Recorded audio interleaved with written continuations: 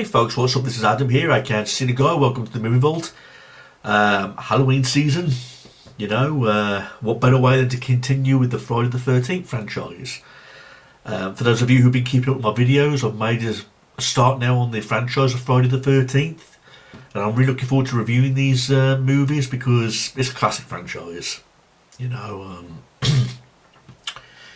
I've already reviewed the Halloween franchise and I'm fucking thank God that's over because there's so many interests in that they're a big disappointment.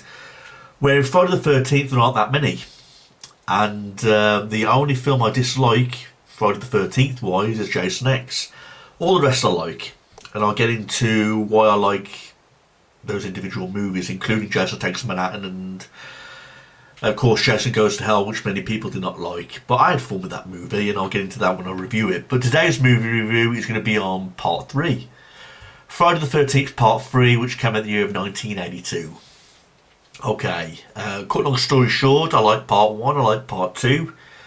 And here in part 3 we get introduced to the hockey mask. Where Jason starts wearing the hockey mask for the first time. And Jason this time is played by Richard Brooker, may he rest in peace. And I've met Richard Brooker at a convention. He was a very nice guy. I was very sad when I heard about his passing. So may he rest in peace. But Friday the 13th part 3, it's just like part 2 and part 1. I had fun with it. I think it's a fun slasher. Directed by Steve Miner, who did who directed part 2. He comes back to direct here on part 3. Now part 3 I would say I enjoyed a little bit more than part 2 because I just remember one killing scene in this movie that really stood out. And I'll get to that in just a moment. I thought the kills were much better in this movie. I mean, the film opens up at this convenience store, and for some reason this guy who's holding a rabbit is stealing his own food from his own store, and his wife's telling him, the doctor says, you've got to lose some weight. And when I'm looking at this actor, he looks in perfect shape to me, so he wasn't overweight or anything, so I can't understand why he has to lose weight, unless I want him to lose weight so he's like a fucking matchstick, you know what I mean? But he's holding this rabbit, he's eating donuts, he's eating all the junk food from his own store, and yet he's supposed to be losing weight when he looks in perfect condition, you know what I mean? So that puzzled me a little bit. But he soon comes to his demise where he gets a meat cleaver to the chest and his wife gets some knitting needles through her body and she gets killed off also. So it was a great little opener. By the way, I own this movie on 3D, on Blu-ray. Now granted, when you look at the 3D now, because I have seen the 3D version, it looks kind of goofy. But this was 1982, so what do you expect? I mean, the charm's still there. It looks like... It looks fucking weird when it's all seen in 3D. But it's 1982, what do you expect? I mean, we're now in 2024.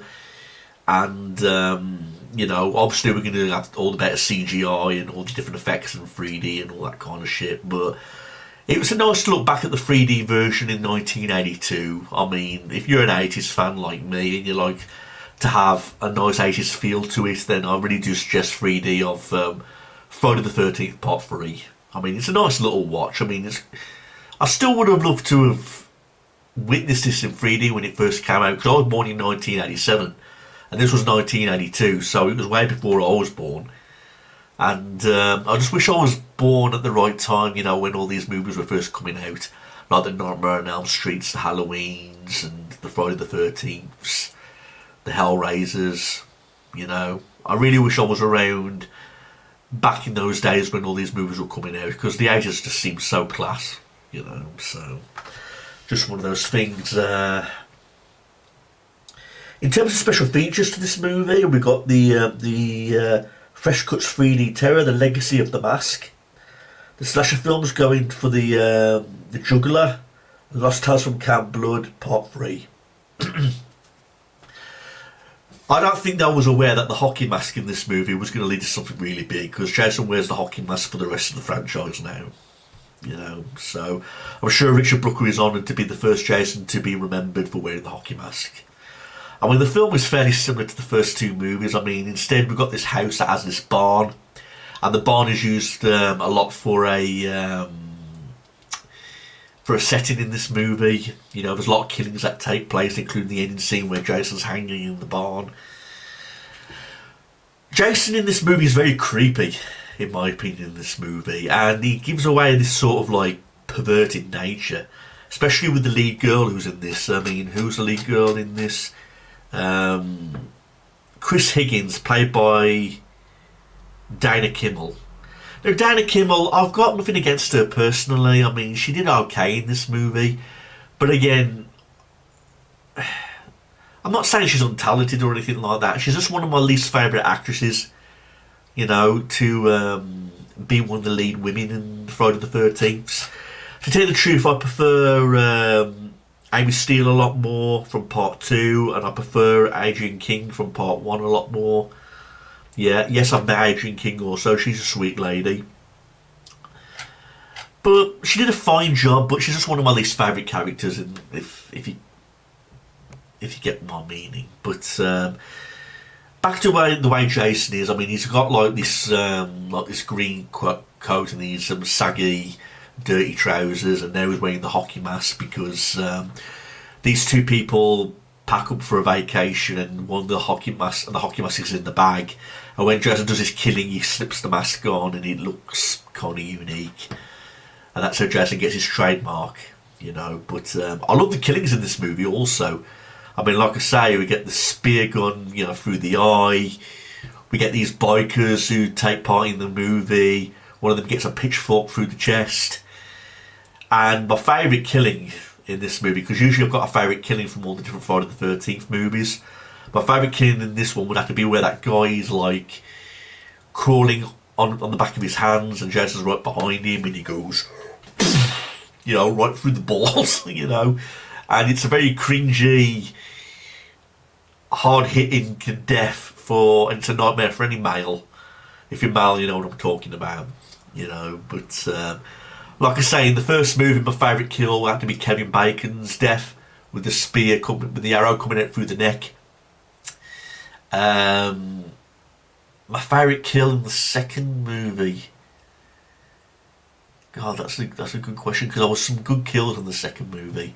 I did say I can't really remember at the top of my head what my favourite kill was in part 2. Please check out my review.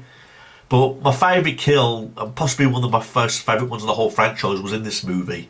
This is one of the reasons why I remember this movie so much. I know I got done watching it moments ago, but when I saw that scene, you know, where Jason just goes right through that guy's balls, where he's crawling backwards on his hands, you know, I think to myself, I remember that. You know, it's one of those deaths that you're bound to remember. For any male, basically. It's possibly one of the best kills in the whole franchise. You know, possibly. Like I say, there's a shower stabbing scene.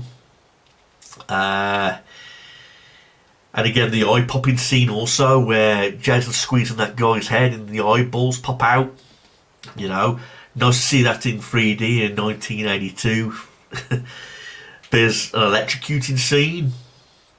You know, there's a poker scene where poker goes through a guy's body. So there's so many creative kills in Friday the 13th Part 3.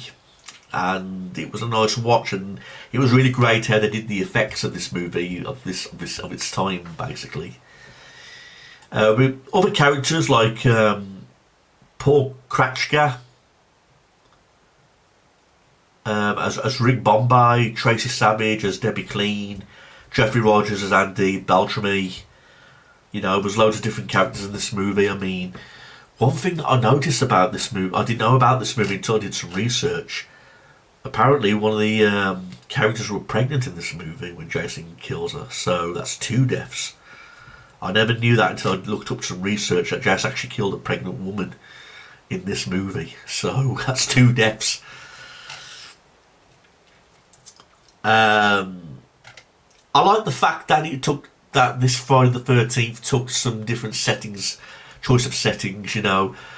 Number 1 and 2 is out Cat Crystal Lake, of course, and we've got number 3. I like the fact it was all taking place in a barn.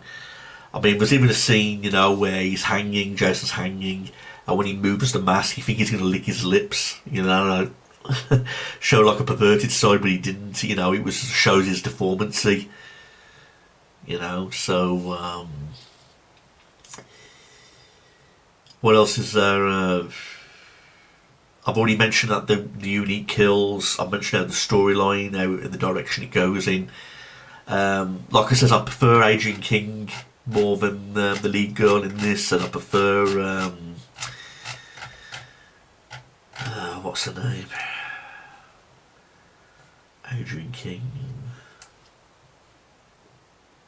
Yeah, Amy Steele as Ginny in part 2.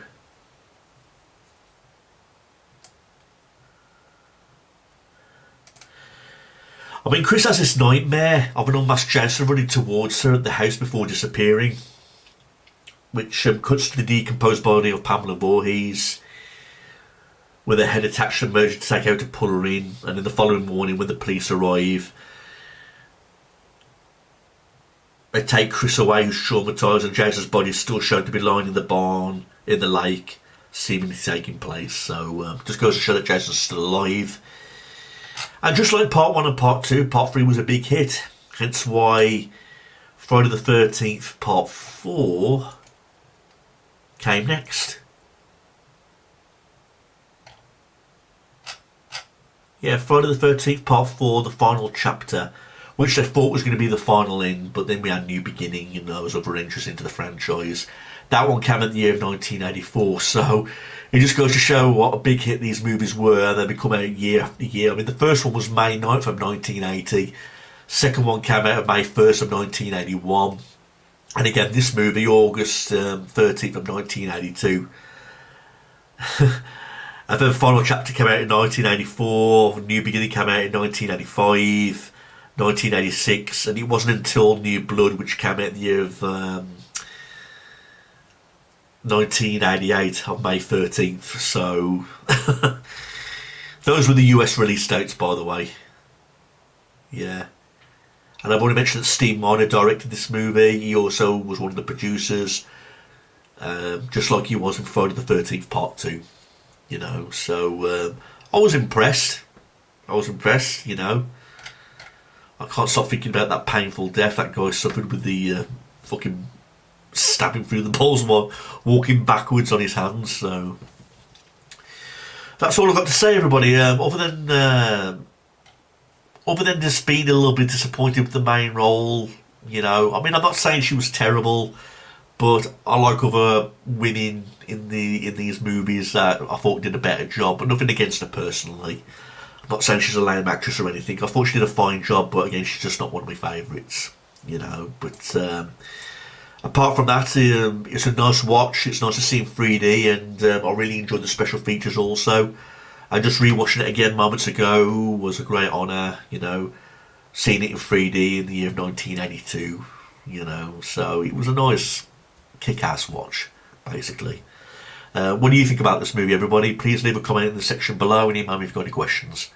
Thanks, everyone. Peace out.